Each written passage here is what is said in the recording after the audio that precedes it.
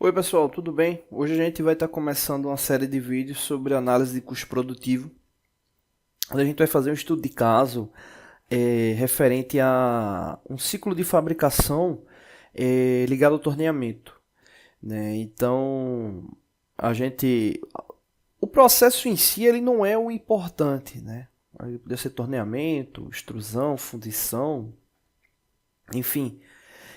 A gente vai fazer, né, um estudo de caso que vai levar em consideração toda a dinâmica para se chegar à consideração do custo efetivo para um determinado processo, né? Ou seja, a separação de valores do que são custos diretos, do que são custos indiretos, né? Então, fiquem atentos que vai ser bem interessante porque a gente vai levar em conta todos esses fatores, né? Ou seja, levando em consideração a produção primária, como é que a gente vai analisar custo da matéria-prima, custo das ferramentas, custo da energia elétrica, o custo do operador, né, quem vai estar lá executando, né, o que leva em consideração, exemplo, se eu estou fabricando um determinado processo, será que o custo do local, custo do prédio, galpão, ele entra no processo, o custo do equipamento entra no processo, como é a logística de distribuição, a parte de controle de qualidade, parte de RH, como isso aí entra de custo, né, para esse processo, né?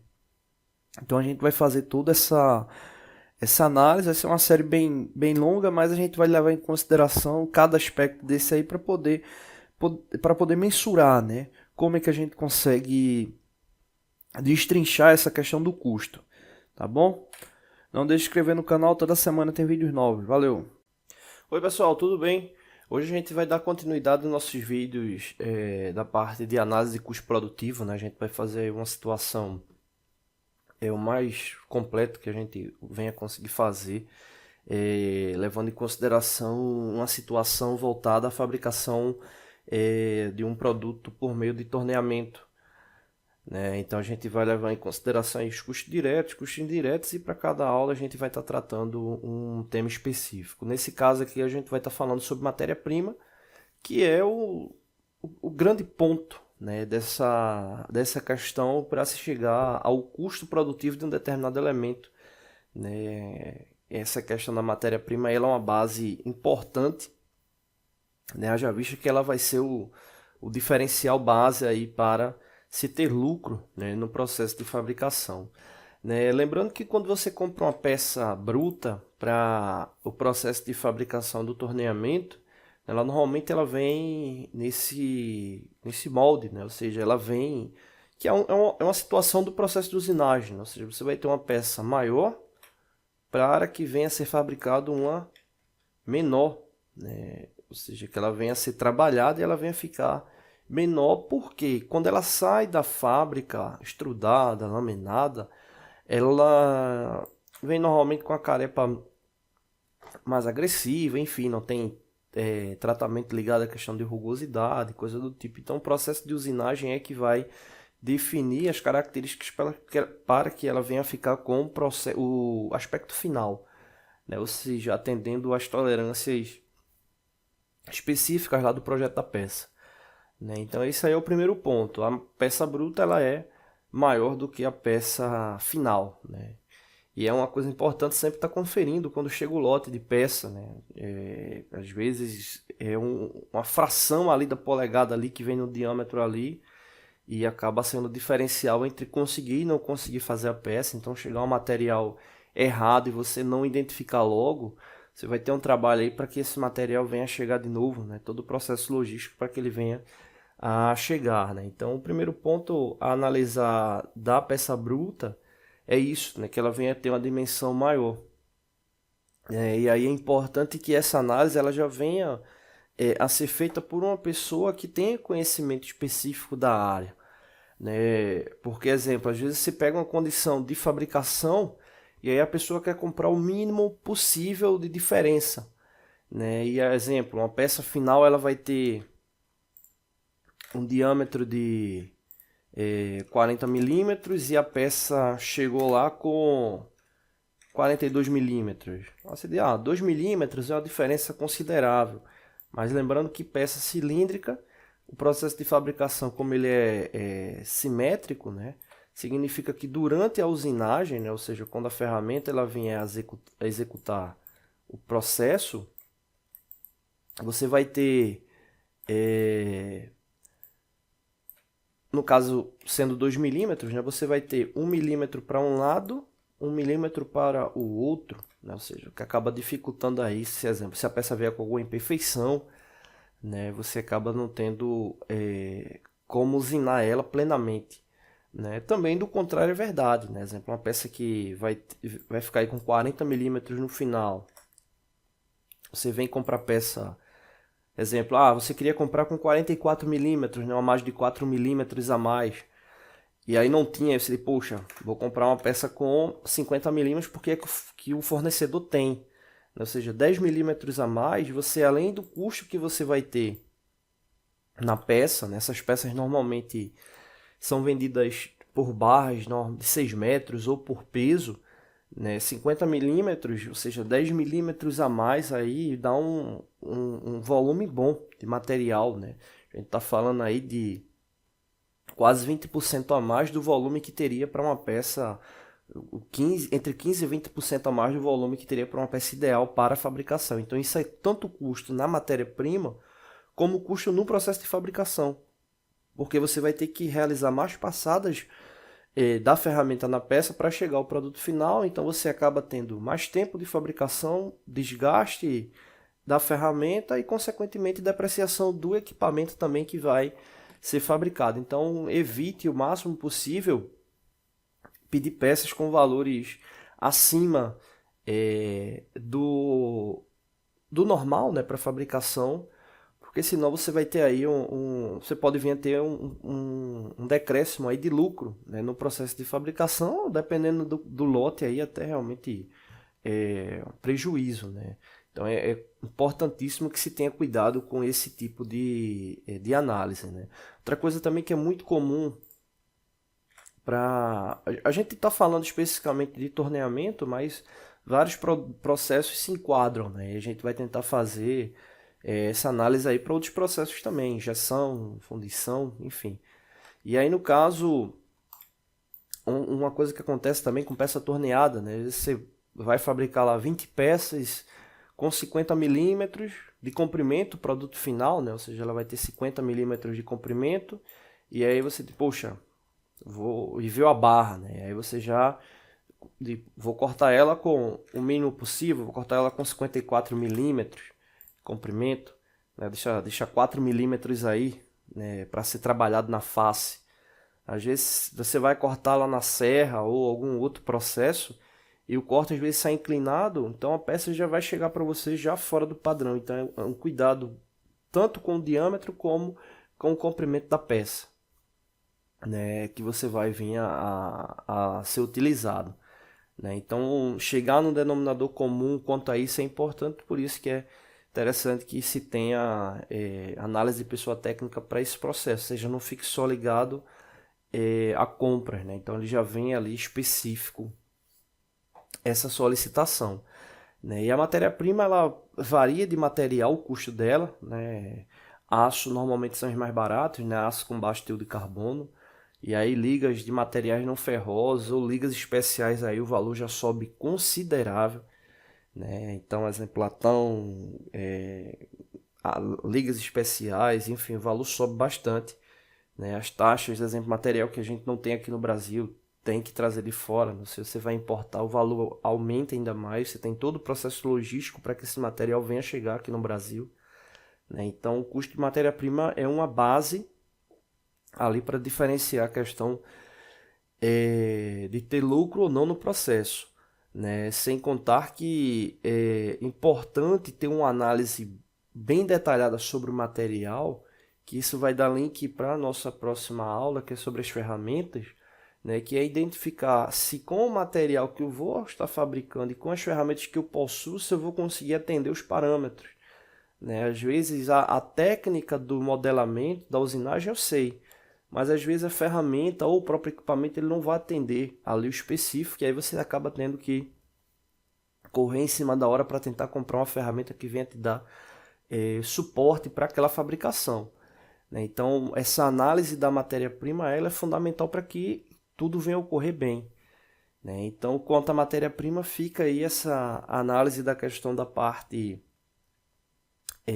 do volume que você vai solicitar para que venha atender o produto final e a análise da liga que você vai estar comprando para verificar se todos os aspectos técnicos eles vão atender para que o produto final ele venha a ser fabricado, né? Então a matéria-prima é um diferencial. Melhorou muito no Brasil a questão de matéria-prima, né, nesses últimos 20 anos. Então hoje você encontra muita coisa aqui no Brasil, né?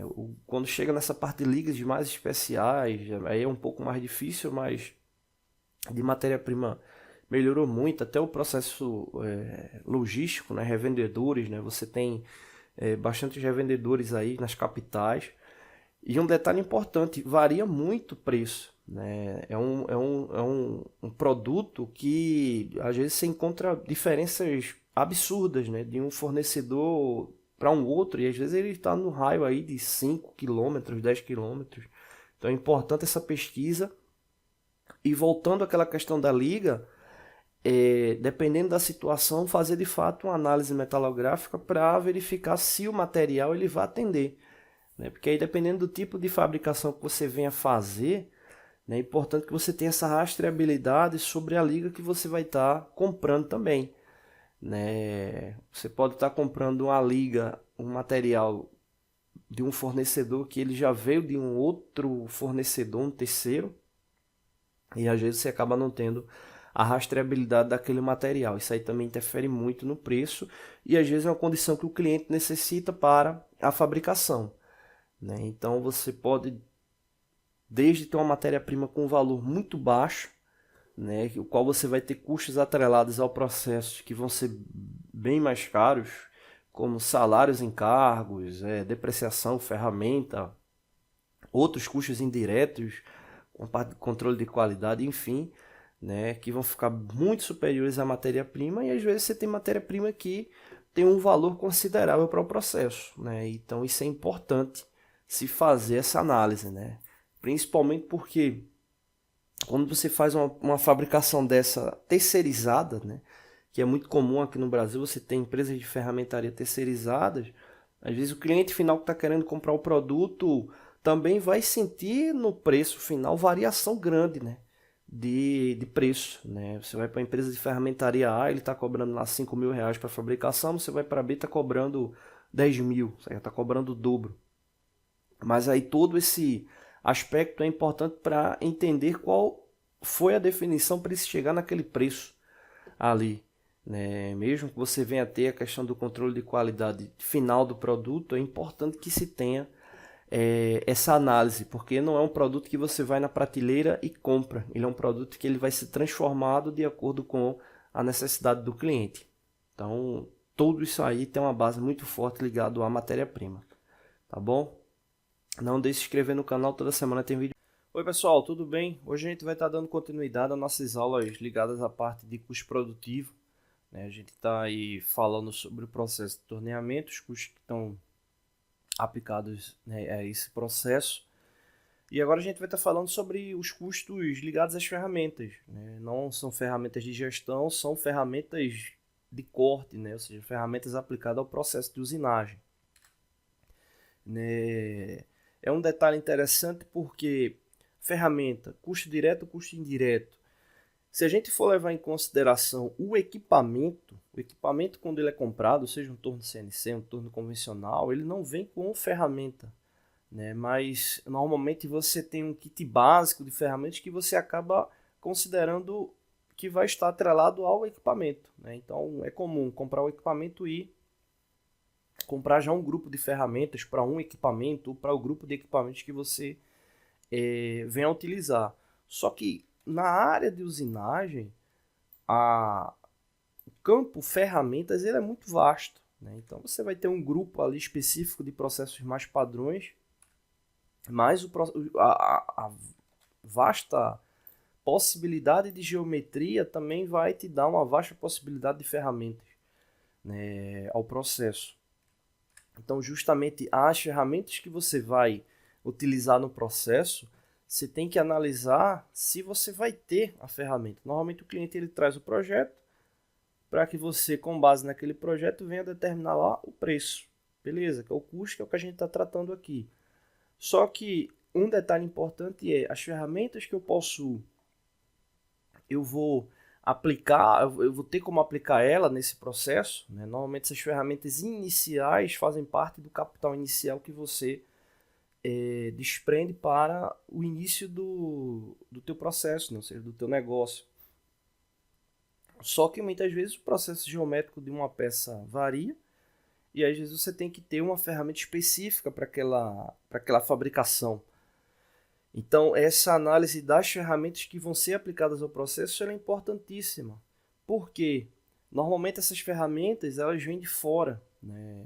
Principalmente ferramentas de metal duro, né? Ou outros componentes, né? Que vão estar ligados a processos de usinagem com alta rotação na maioria das vezes.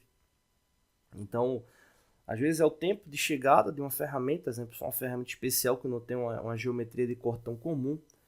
Às vezes é a questão do próprio valor mesmo da ferramenta, né? E isso aí tudo tem que ser analisado ao processo. Eu me lembro de uma empresa que precisava de duas ferramentas de fora e ferramentas caras para serem utilizadas, né? E aí o gestor principal ele disse, poxa, não vamos colocar esse custo aí no projeto. Vamos comprar a ferramenta para deixar ela aí estocada quando vier uma nova necessidade, ela já está aí. Mas você deve levar em consideração o quanto é que vale a pena cair nesse risco, né, de colocar ou não no preço do produto final a ferramenta que você está comprando para fazer especificamente aquilo dali. Por exemplo, você vai comprar às vezes uma ferramenta lá que vai 5, 10 mil reais ou dólares, enfim.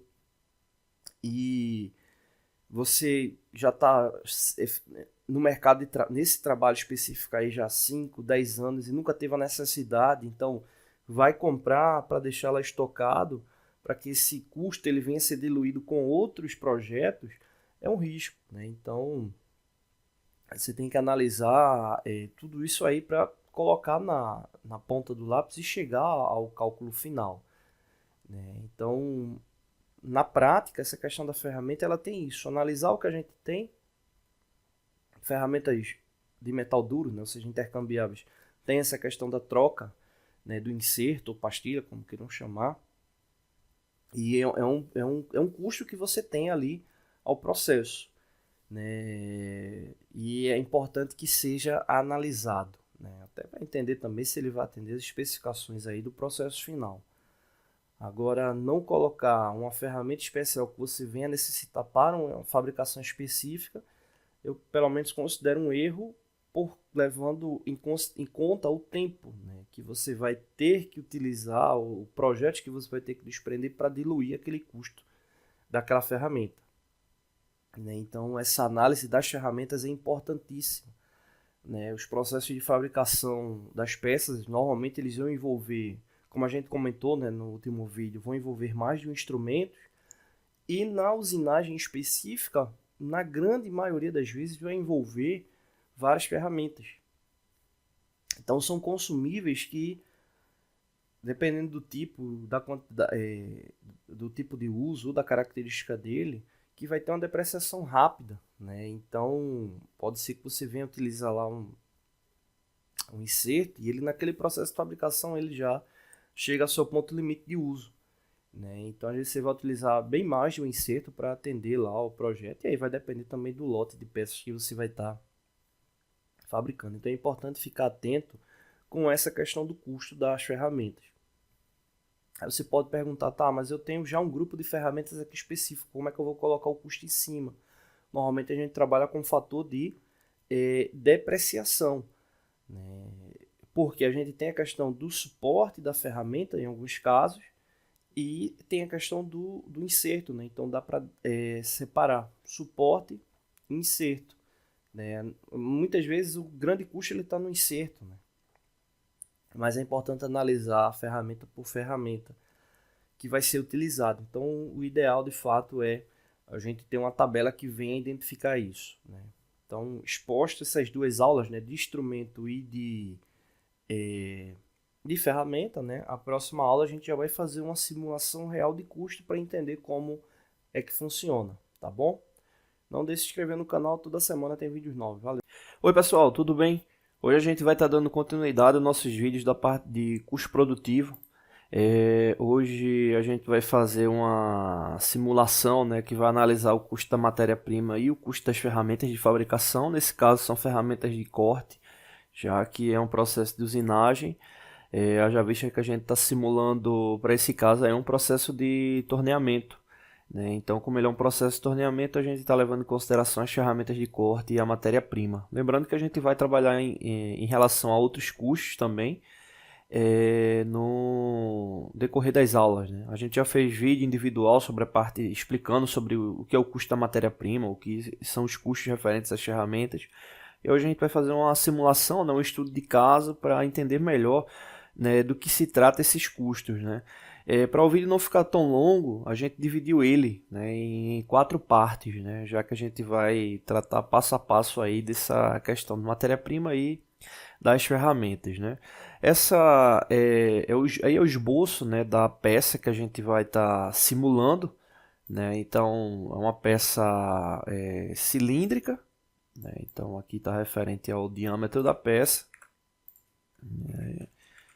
Aqui é o diâmetro, aqui é o comprimento da peça, né? Então aqui está ligado ao comprimento da peça. A gente vai estar mostrando os valores, né, referente ao comprimento e ao diâmetro da peça, referente à peça bruta, né, especificamente para o trabalho da parte da matéria-prima, né? Então aí a gente tem diâmetro e comprimento da peça para fazer essa análise do custo. A primeira coisa que a gente vai tomar como base é a quantidade de peças que vão ser fabricadas. No caso serão 100 peças fabricadas, né, com base nesse desenho passado para vocês. A dimensão bruta da peça, ela vai ter diâmetro de 2 polegadas e o comprimento dela de 85 milímetros, né?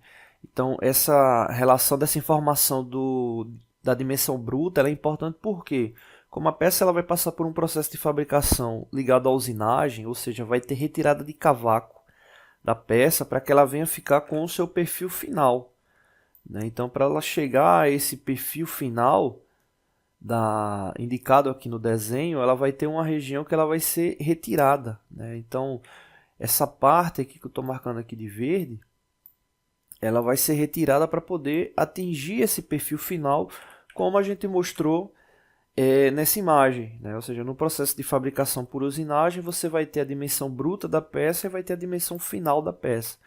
Então você não vai comprar a peça na dimensão final, obviamente, ou seja, você vai comprar ela maior do que a dimensão final para que ela venha poder ser conformada por meio da usinagem para chegar a essas dimensões finais.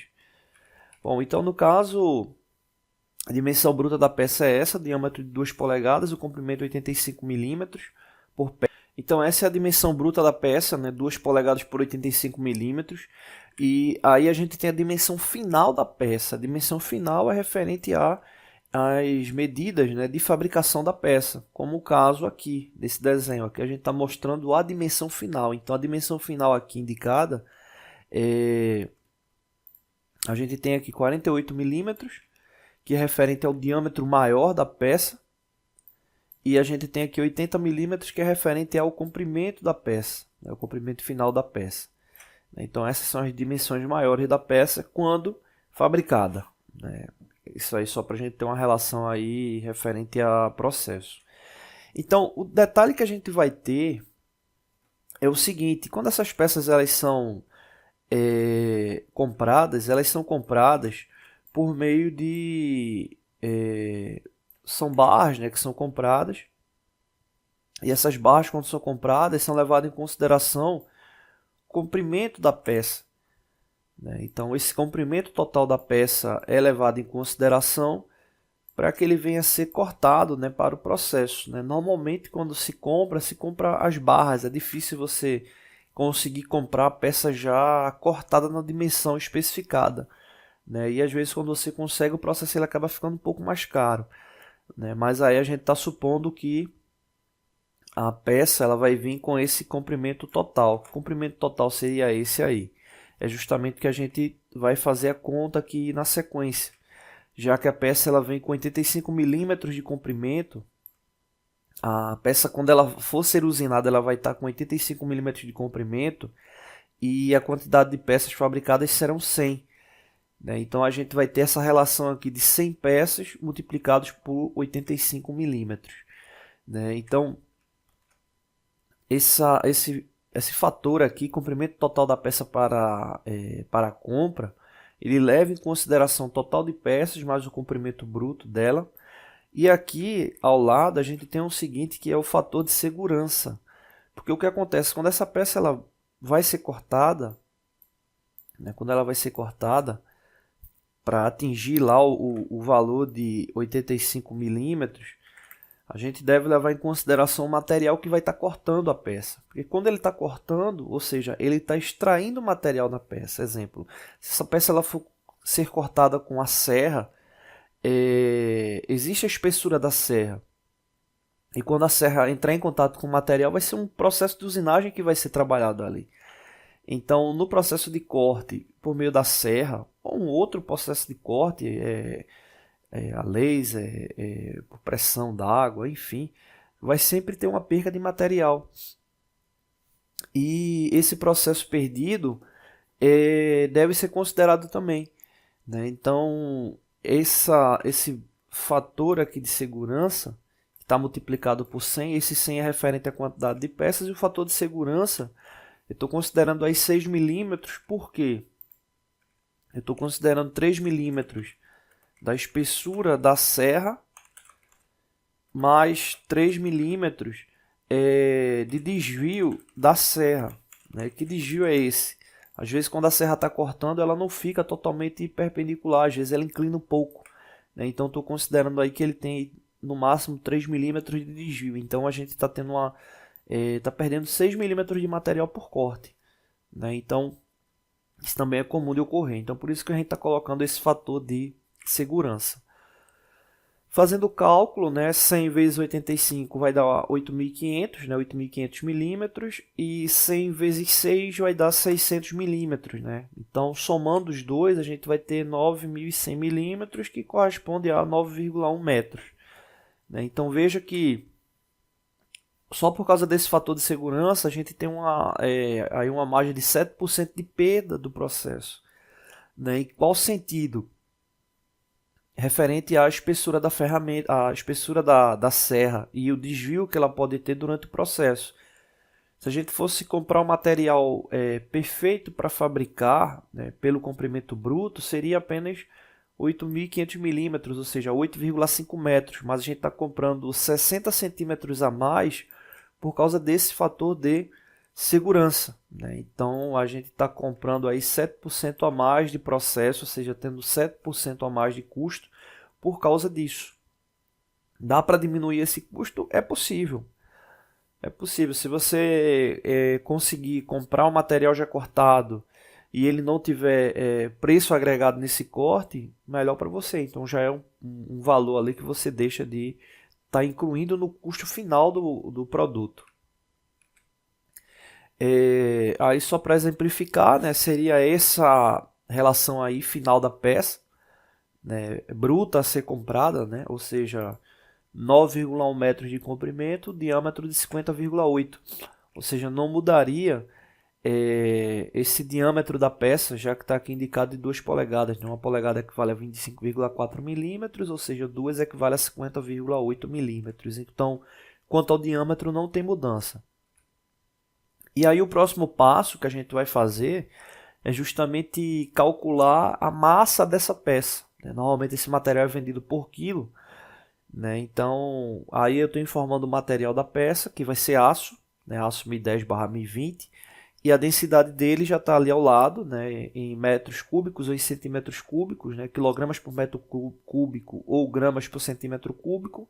E aí o próximo passo que a gente vai saber essa peça, qual vai ser a massa dela, né? O peso dela, para a gente poder comprar mesmo, tá bom?